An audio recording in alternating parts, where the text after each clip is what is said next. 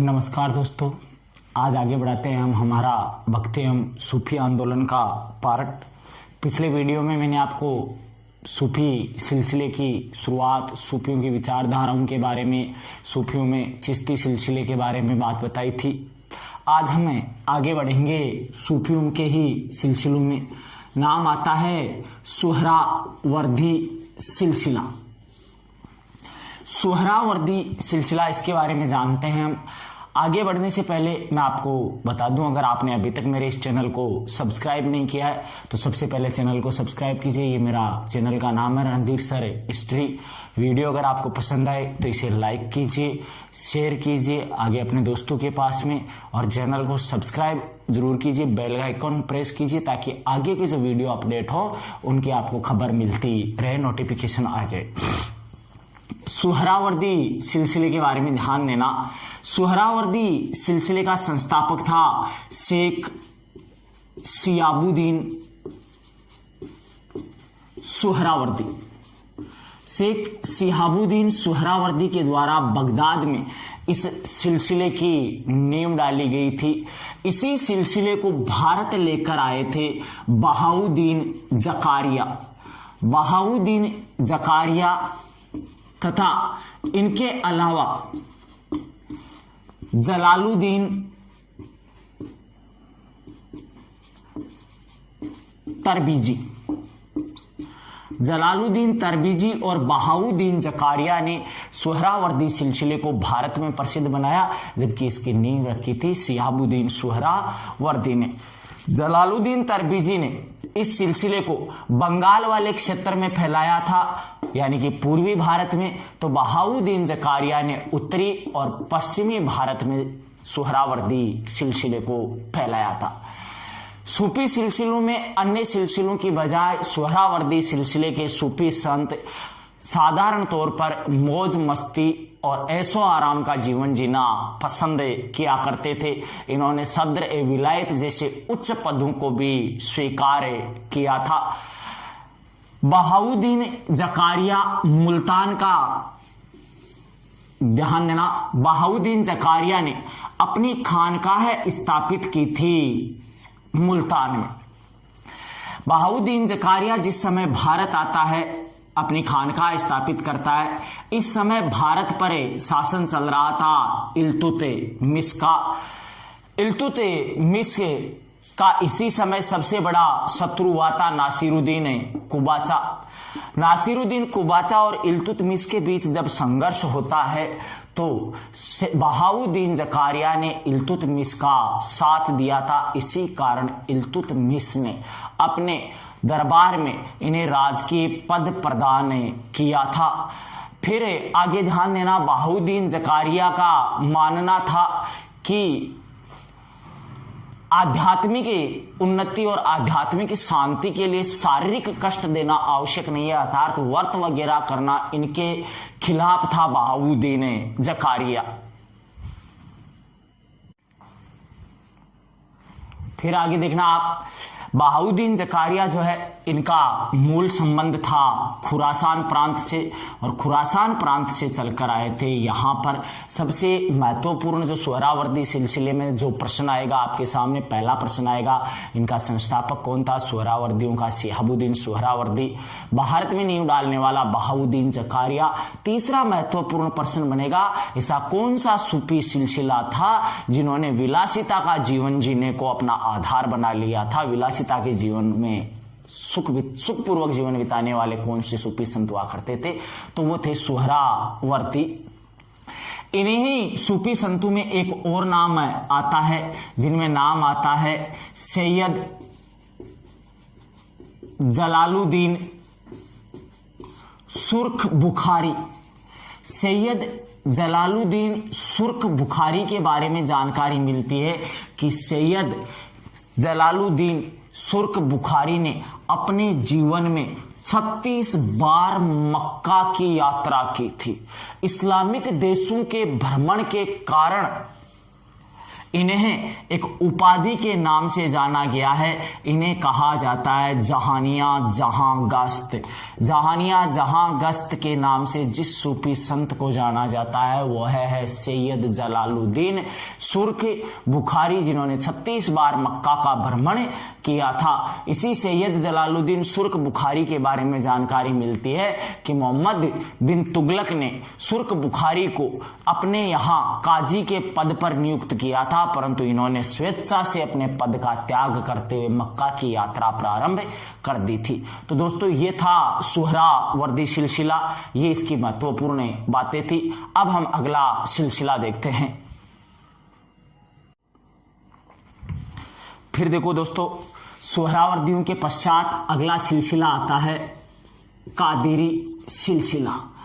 कादिरी सिलसिले के बारे में ध्यान से सुनना आप। कादिरी सिलसिला जो है इसका संस्थापक था सैयद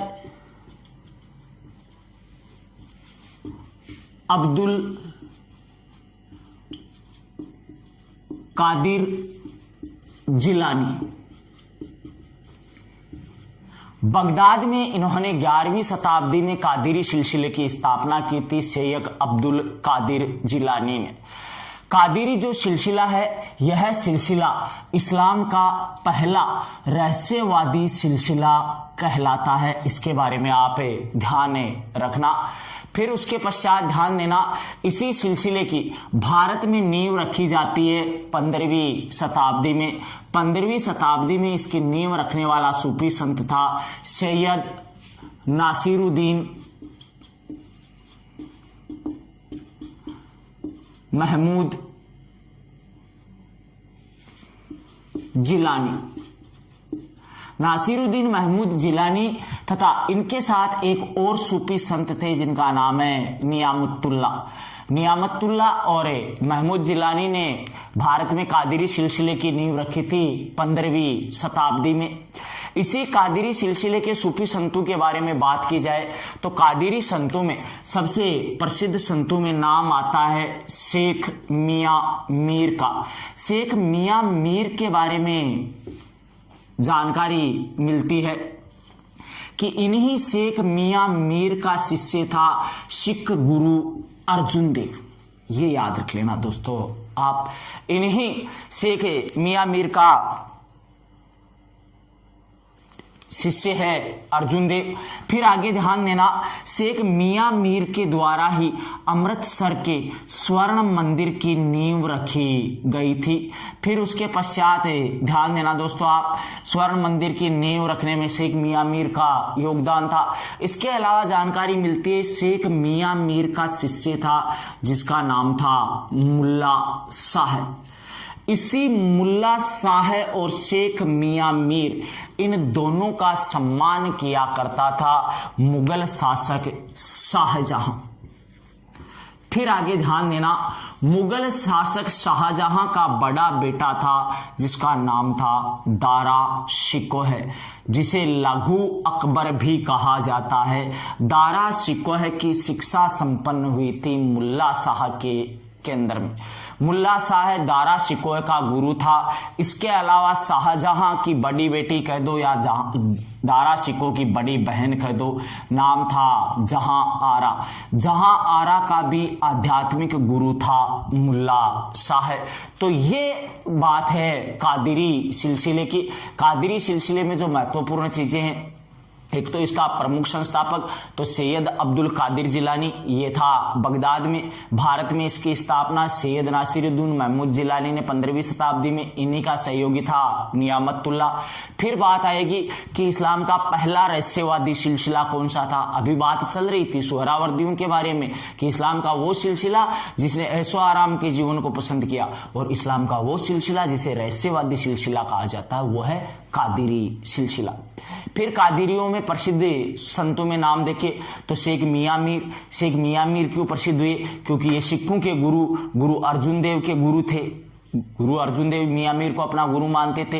फिर और प्रसिद्धि का कारण शेख मियां मीर के द्वारा ही नींव रखी गई थी अमृतसर के स्वर्ण मंदिर की। फिर आगे का कारण इसी मियां मीर का शिष्य था मुल्ला शाह। मुल्ला शाह क्यों प्रसिद्ध हुआ? क्योंकि मुगल शासक शाहजहां का बड़ा बेटा था दारा शिकोह, जो आज भी इतिहास में लघु अकबर के नाम से जाना जाता है। दारा शिकोह मुल्ला शाह का शिष्य था। इसके अलावा शाहजहां की एक सहिष्णु प्रवृत्ति की बेटी थी, विदुषी पुत्री थी, इनकी नाम था जहां आरा। उस जहां आरा का आध्यात्मिक गुरु भी मुल्ला शाह ही था। तो दोस्तों ये था कादिरी सिलसिला। अब अगला सिलसिला देखते हैं।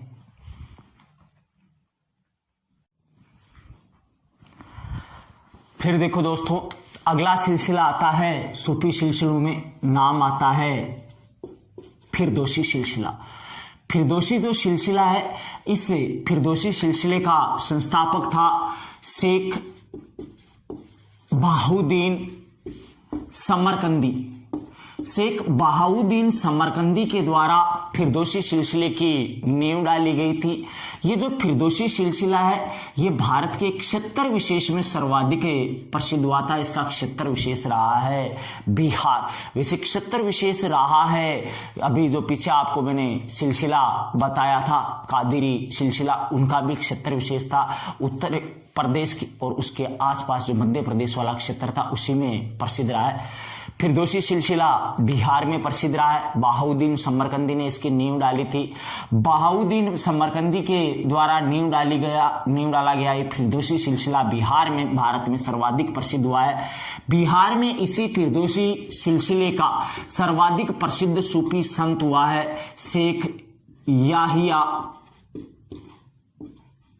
मुनीरी। शेख याहिया मुनीरी बिहार के प्रसिद्ध सूफी संत थे। याहिया मुनीरी के जो मकतूबात, यानी कि इनके जो पत्थर की जो रचनाएं हैं, उसमें वहादत उल वजूद का सिद्धांत जो है इस्लाम के और नजदीक लेकर आ रहा है।